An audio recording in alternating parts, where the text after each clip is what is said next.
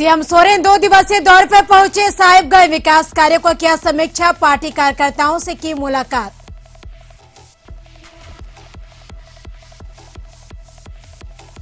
ठंड से झारखंड का बुरा हाल, इंसान की कौन पूछे। जार्मन भी है बेहाल तो कसराय केला में ठंड से हाथी के बच्चे की हुई मौत। झारखंड में दिल्ली किसान आंदोलन के समर्थन में उतरे भाकपा माले। कार्यकर्ता बैठे राजभवन के सामने, किया उपवास।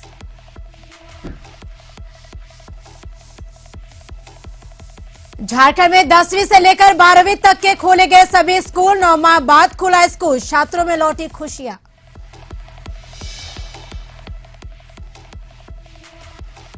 बीजेपी विधायक दल के नेता बाबूलाल मरांडी पहुंचे देवघर। पार्टी कार्यकर्ताओं के साथ की बैठक।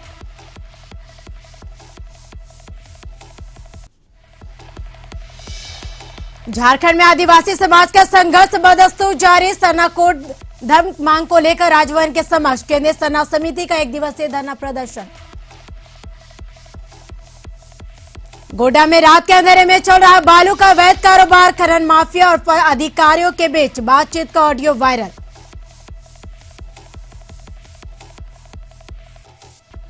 धनबाद में प्रतिबंधित पान मसाला, गुटखा एवं नशीले पदार्थ के खिलाफ चला अभियान। जिला प्रशासन की टीम ने चलाया अभियान।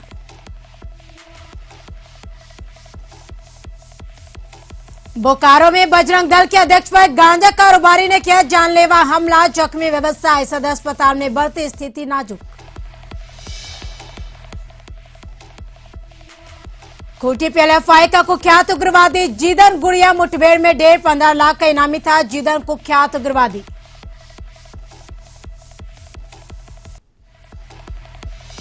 झारखंड कोचिंग एसोसिएशन के सदस्य उतरे सड़क पर। कोचिंग खोलने की कर रहे मांग, किया विरोध प्रदर्शन।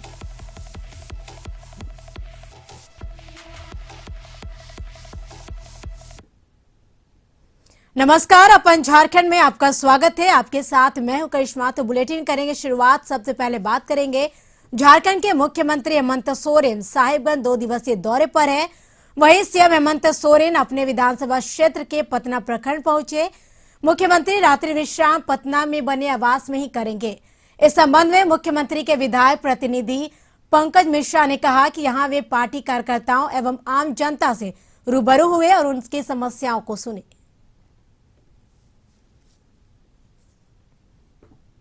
माननीय मुख्यमंत्री का प्रोग्राम का हमको सूचना मिला है। 21 तारीख को यहाँ पर पटना में स्थित तलबड़िया फुटबॉल ग्राउंड में हम लोगों ने हेलीपैड बनाया है। वहाँ से अपने निवास स्थान आएंगे। मुख्यमंत्री हेमंत सोरेन ने फरियादी की शिकायत पर डीएसपी को निर्देश देते हुए कहा कि आरोपी को पकड़कर 50 से 100 डंडे लगाए। दरअसल सीएसपी गांव में बना छोटा बैंक में हुए रुपए के गबन को लेकर एक महिला दुमका खिजुरिया स्थित सीएम से फरियाद करने आवास पहुंची, जहां सीएम हेमंत सोरेन ने संज्ञान लेते हुए आरोपी सीएसपी संचालक को गिरफ्तार कर उसके नाजायज चलने वाले सारे एक्टिविटी को बंद करने के साथ आरोपी को पकड़कर 50 से 100 डंडे लगाने का आदेश डीएसपी को दिया है। वहीं महिला का आरोप है कि सीएसपी संचालक ने उसके खाते में जमा 2 लाख से अधिक रुपए में से फर्जी रूप से महिला का अंगूठा दिलाकर 10,000 रुपए की निकासी कर ली। सीएम के तेवर देखते ही जिला प्रशासन हरकत में आई। उपायुक्त राजेश्वरी बी भी मौके पर पहुंची और पीड़ित महिला से जानकारी ले इस मामले पर कार्रवाई शुरू की गई। सारा पैसा रिटर्न होना, ठीक है, और उसको एकदम अंदर और क्या प्रज्ञा चलाता है वो सब कैंसिल करो। लगाओ बढ़िया से 150 घंटा होता है। शाम तक उसको और क्या है।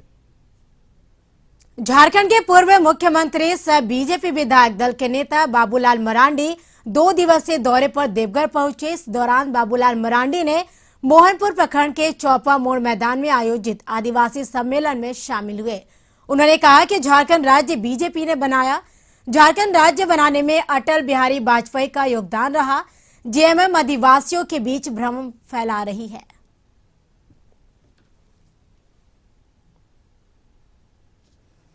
वहीं गोड्डा में क्षेत्र परिभ्रमण पर निकले भाजपा विधायक दल के नेता बाबूलाल मरांडी कुसुम घाटी से लौटने के क्रम में प्रखंड के गांधीग्राम स्थित काली मंदिर चौक पर झारखंड के हेमंत सोरेन सरकार की विफलताओं पर बरसते हुए कहा, सरकार पंचायत चुनाव नहीं करना चाहती है। सरकार मुखिया की सारी शक्ति छीनकर सरकारी कर्मियों को देना चाहती है ताकि उनके माध्यम से कमीशन पहुंचता रहे और झारखंड में मनमाफिक लूट मचाई जा सके। जब तक पंचायत चुनाव नहीं हो जाता तब तक मुखिया की सारी शक्ति सरकार को देना चाहिए ताकि पंचायत का विकास हो सके और झारखंड सरकार की मंशा साफ नहीं है, इसलिए किसानों को लगातार भड़काने का प्रयास कर रही है और धान की खरीदारी की व्यवस्था भी सही तरीके से अभी तक झारखंड सरकार नहीं कर पाई है। किसानों को जहां उचित दाम मिले किसान अपनी फसल बेच सकती है। मोदी सरकार ने ऐसा कानून बनाया है पर किसानों को गुमराह करने का प्रयास किया जा रहा है। किसानों को जमीन छीनने के नाम पर डराया जा रहा, भ्रमित किया जा रहा है, जबकि मोदी जी बार बार कह रहे हैं कि एमएसपी पर कोई छेड़छाड़ नहीं किया जाएगा। किसान की जमीन भी सरकार लेने नहीं जा रही है।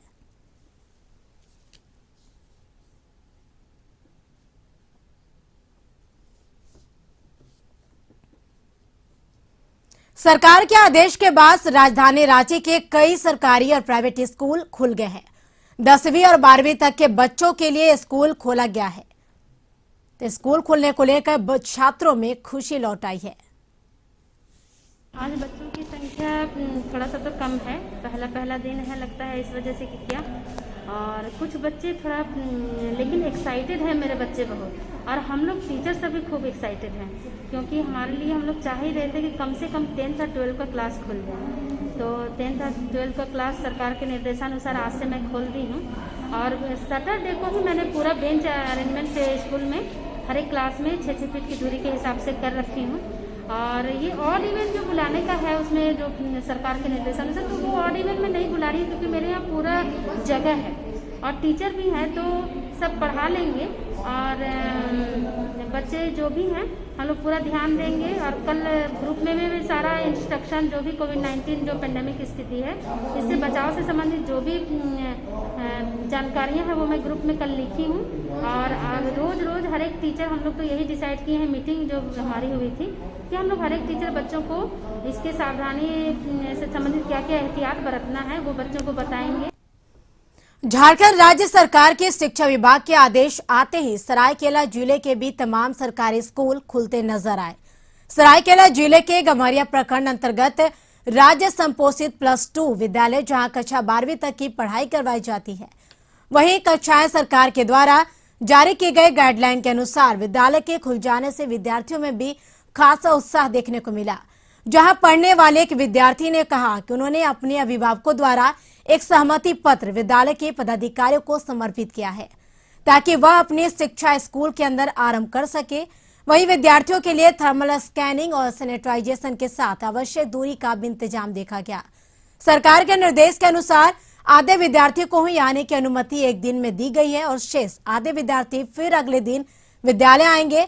फिलहाल शिक्षा व्यवस्था से विद्यार्थी काफी संतुष्ट दिखे। वहीं उक्त विद्यालय के प्रधानाध्यापक अनिल कुमार सिंह की माने तो उन्होंने सरकार के द्वारा निर्धारित तमाम नियमों को पालन करते हुए ही विद्यालय की पढ़ाई शुरू करवाई है। उन्होंने ये भी कहा कि विद्यार्थियों के आने से पहले कक्षा को पूरी तरह से सैनिटाइज करवाया गया है।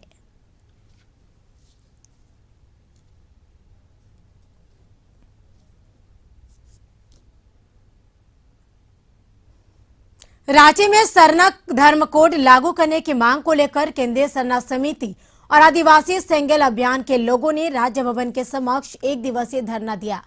इस मौके पर आंदोलनकारियों ने केंद्र सरकार को चेतावनी दिया कि 31 दिसंबर तक धर्म कोड लागू नहीं हुआ तो फिर आंदोलन तेज करेंगे। वहीं आदिवासी सेंगेल अभियान के केंद्रीय अध्यक्ष सालखान मुर्मू ने कहा कि राज्य से यह प्रस्ताव पास कराने में तमाम राजनीतिक दलों ने सहमति दिखाया।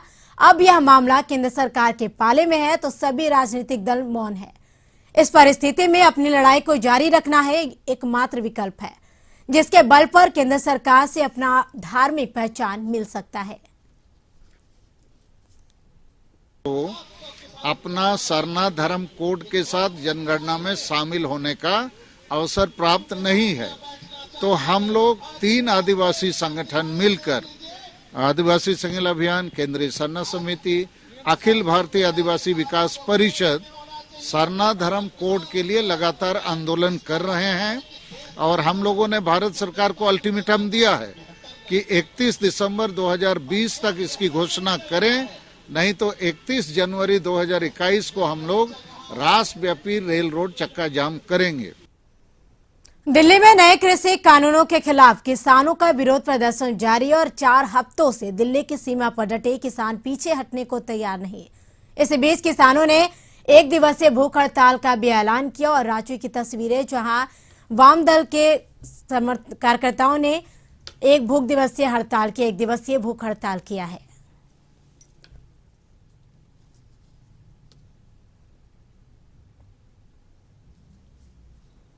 गिरिडीह में आजसू नेता सह झारखंड आंदोलनकारी स्वर्गीय मेघलाल महतो की 30वीं पुण्यतिथि नगलो स्थित मुंगीटाड में मनाया गया।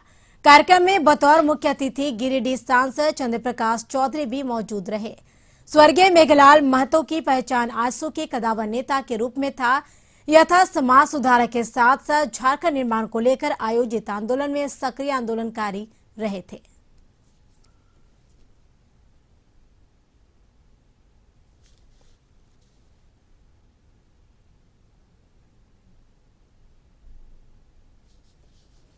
राज्य के वित्त मंत्री सह लोहरदगा विधायक रामेश्वर उरांव व राज्यसभा सांसद धीरज साहू ने लोहरदगा बरवा टोली स्थित कार्यालय में जनता दरबार लगाकर जन समस्याएं सुनी और संबंधित पदाधिकारियों को अविलंब उसके समाधान के निर्देश दिए। इस मौके पर राज्य के वित्त मंत्री ने कहा कि 10 रुपया में साड़ी और 10 रुपया में धोती और 10 रुपया में लुंगी देगी सरकार।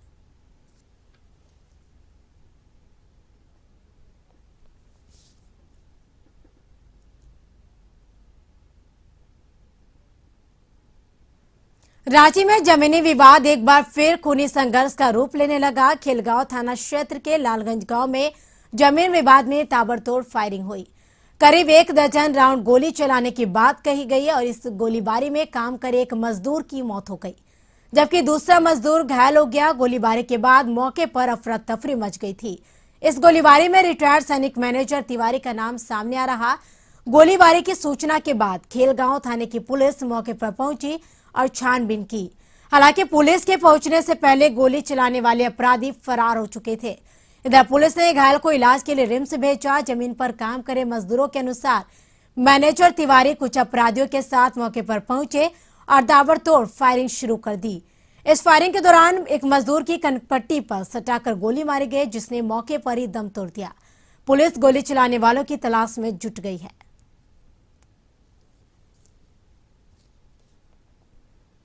खूंटी जिले के मोरू थाना क्षेत्र में सोमवार की सुबह पुलिस के साथ मुठभेड़ में People's Liberation Front of India के 15 लाख का इनामी नक्सली जीदन गुड़िया मारा गया। जेएफ के पास से एक 47 राइफल और गोलियां आदि बरामद की गई। वहीं झारखंड के डीजीपी एमबी राव ने कहा कि वह पीएलएफआई को नक्सली संगठन नहीं मानते हैं। डीजीपी के अनुसार यह एक आपराधिक संगठन है जो अपराधियों की तरह का घटनाओं को अंजाम देता है और इनका कोई भी इथिक केस नहीं है। डीजीपी ने कहा कि हाल में ही जीतेन गुड़िया के इनामी पोस्टर को गांव-गांव में जारी किया गया था। इसका फायदा मिला है। हमें बेहद गुप्त रूप से जीतेन के बारे में जानकारी मिली, जिसके बाद पुलिस वालों ने उसके खोज में ऑपरेशन चलाया। पुलिस को देखते ही जीतेन और उसके साथियों ने फायरिंग शुरू कर दी, जिसमें जवाबी कार्रवाई में वह मारा गया। पीएलएफआई नाम को उग्रवादी संगठन का एक सक्रिय उग्रवादी नहीं है, वो उग्रवादी बताते हैं। वो विशुद्ध रूप से क्रिमिनल गैंग है। क्रिमिनल गैंग का एक क्रिमिनल है जीतन गुड़िया। वो उसकी गिरफ्तारी के लिए टीम गई तो आज उसके साथ गोली चली।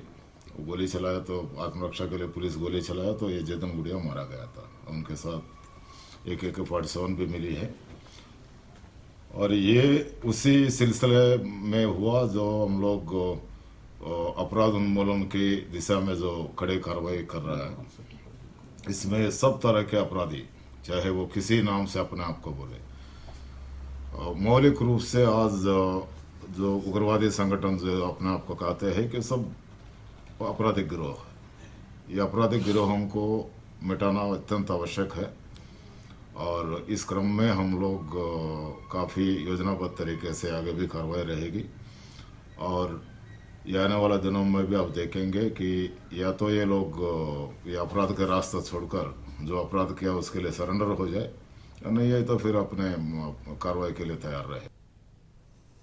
यहाँ रुकेंगे एक छोटे से ब्रेक के लिए। खबरों का सिलसिला लगातार जारी है।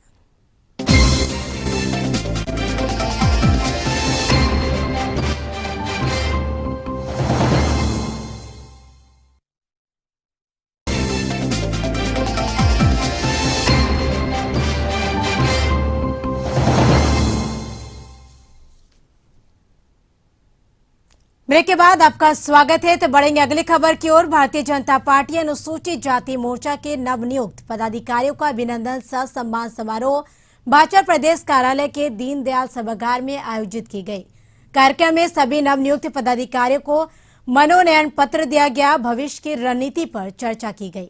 सत्र के पहले बैठक में मोर्चा के प्रदेश अध्यक्ष अमर कुमार बौरी ने सभी नवनियुक्त पदाधिकारियों को शुभकामनाएं एवं बधाई देते हुए कहा, आने वाला समय हमारे लिए चैलेंज और अवसरों से भरा हुआ है। हमें मोर्चा को समाज के अंतिम व्यक्ति तक पहुंचाने का प्रयास करना है और इसमें सभी नवनियुक्त पदाधिकारियों और हजारों की संख्या में कार्यकर्ताओं की सहभागिता जरूरी है। वही संगठन अब बताते चले कि धर्मपाल सिंह ने सभी नवनियुक्त पदाधिकारियों को शुभकामनाएं देते हुए कहा कि उनके प्रयास से ही भारतीय जनता पार्टी के सांसद और विधायक चुने जाते हैं। ऐसे में मोर्चा के कार्यकर्ताओं की भूमिका महत्वपूर्ण हो जाती है। श्री धर्मपाल सिंह जी हैं। आपको मैं अखिल भारतीय विद्यार्थी परिषद के क्षेत्रीय संगठन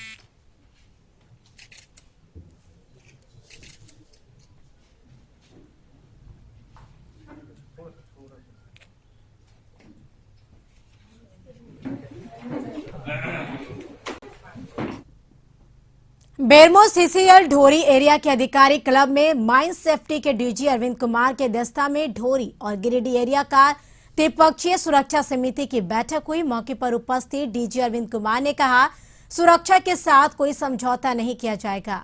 उन्होंने भरोसा दिया है कि सुरक्षित रहकर ही कोयले का उत्पादन संभव है और खदान में किसी तरह की घटना ना घटे, इसको लेकर अधिकारी व कर्मचारी को सतर्क रहने की जरूरत है। कहा कि सतर्क रहकर ही घटना को टाला जा सकता है।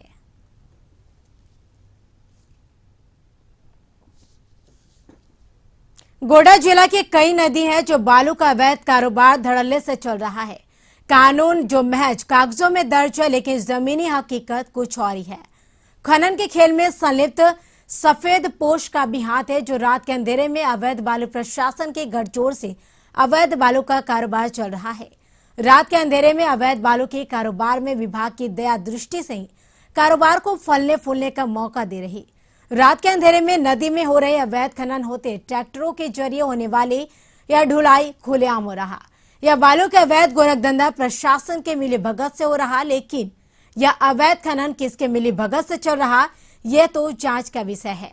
अवैध खनन के कारोबार का खेल शाम होते ही शुरू हो जाता है और सूर्य उदय होने के साथ ही बंद कर दिया जाता है।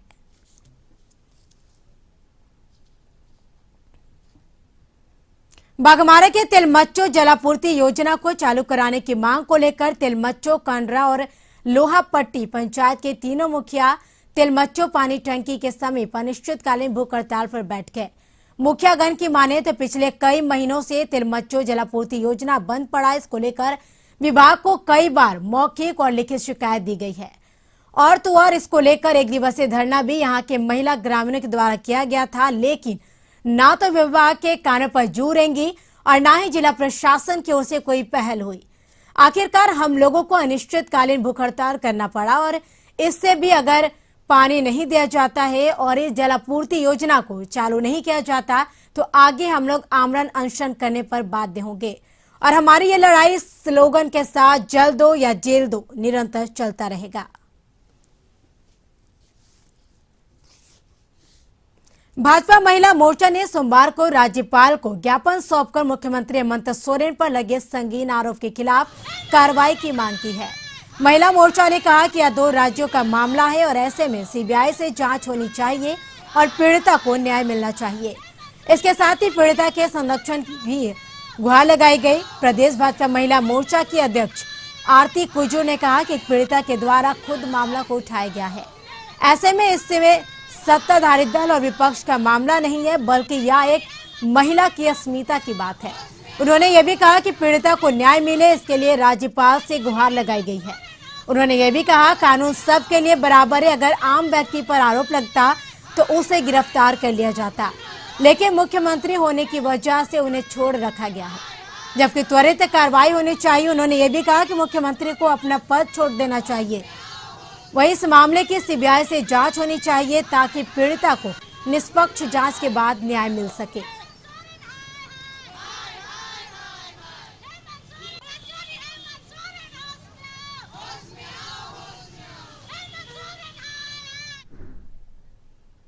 भारतीय कम्युनिस्ट पार्टी ने केंद्र सरकार के खिलाफ उपायुक्त कार्यालय पर प्रदर्शन किया और कृषि बिल वापस करने की मांग की है। वैसे साथ ही लोगों ने ऐलान भी किया कि जब तक बिल वापस नहीं होगा आंदोलन करते रहेंगे। उधर कृषि बिल के खिलाफ अब झारखंड में भी लोग गोलबंद होने लगे हैं। वैसे भारतीय कम्युनिस्ट पार्टी ने शहर से लेकर गांव तक लोगों को जागरूक कर रहा है और किसानों को इस बिल से होने वाले नुकसान के बारे में बताया जा रहा है।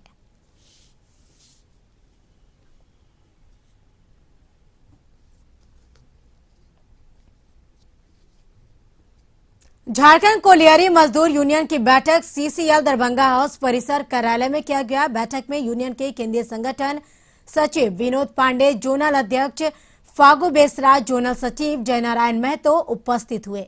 बैठक में कोयलरी मजदूरों की समस्या और यूनियन संगठन की मजबूती प्रदान करने के लिए विचार विमर्श किया गया।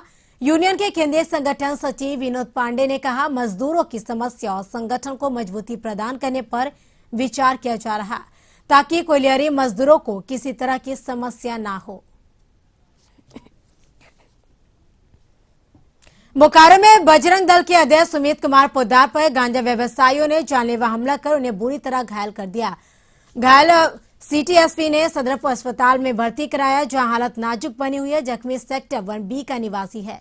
जख्मी ने कहा कि उन्हें फोन कर सिटी पार्क में बुलाया गया, जहां जाने पर पहले से मौजूद प्रमोद ओझा व उपाध्याय समेत अन्य लोगों ने धारदार हथियार व सरिया से पिटाई शुरू कर दी।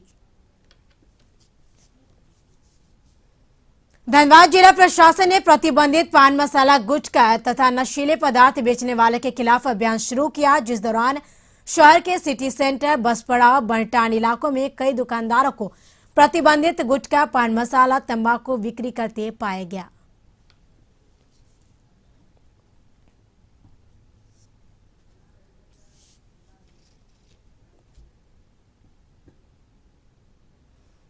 झारखंड कोचिंग एसोसिएशन के द्वारा राजधानी रांची के लालपुर चौक में विरोध प्रदर्शन किया गया। 10वीं और 12वीं तक के सरकारी स्कूलों में पठन पाठन चालू होने के बाद कोचिंग एसोसिएशन ने भी सरकार के विरोध काफी आक्रोश देखने को मिला। इन लोगों का मांग है कि जब इनका पालन करते हुए 10वीं और 12वीं के साथ छात्राएं अपनी पढ़ाई कर सकते हैं, तो राज्य सरकार हम कोचिंग संचालकों को भी कोचिंग चलाने की अनुमति सरकार के द्वारा मिलना चाहिए, ताकि पिछले 9 महीने से बंद पड़े सभी को चीजों में पाठन पाठन को भी कोविड-19 का पालन करते हेतु चलाना चाहिए। और जिसको लेकर पूरे झारखंड भर के कोचिंग संचालक राजधानी में जमा हुए हैं और सरकार से कोचिंग चलाने की अनुमति मांगी है।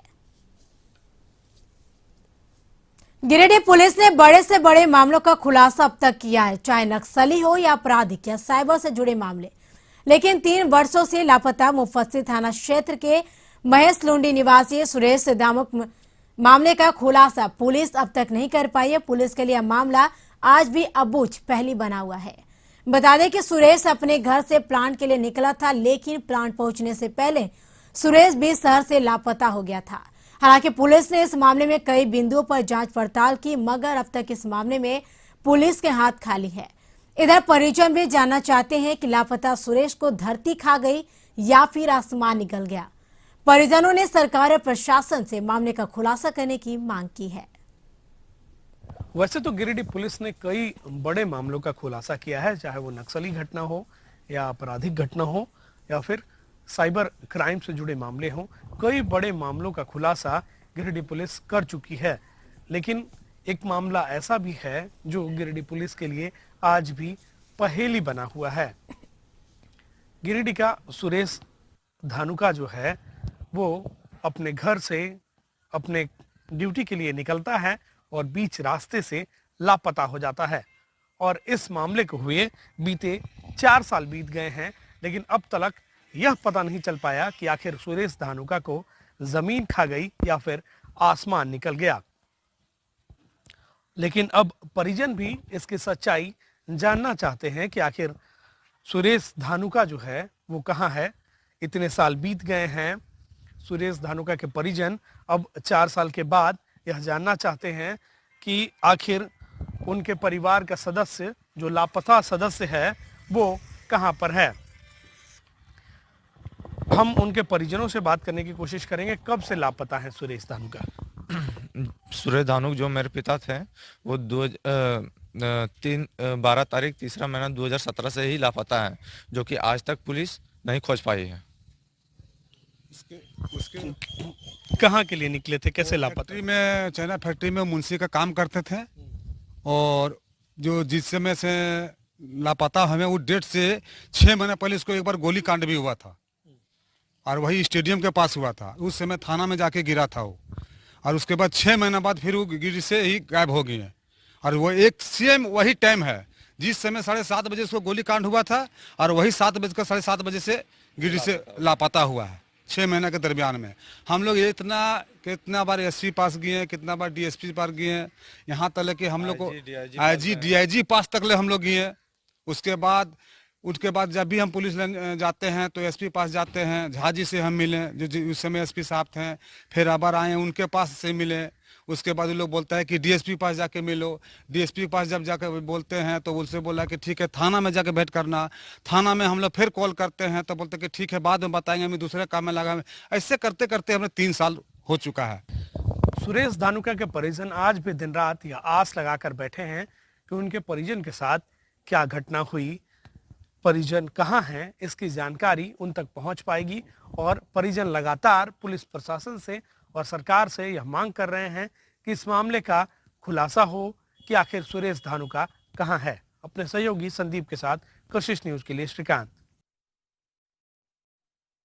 हमारे साथ इतना ही। आप देखते रहिए कशिश न्यूज। मुझे दीजिए इजाजत। नमस्कार।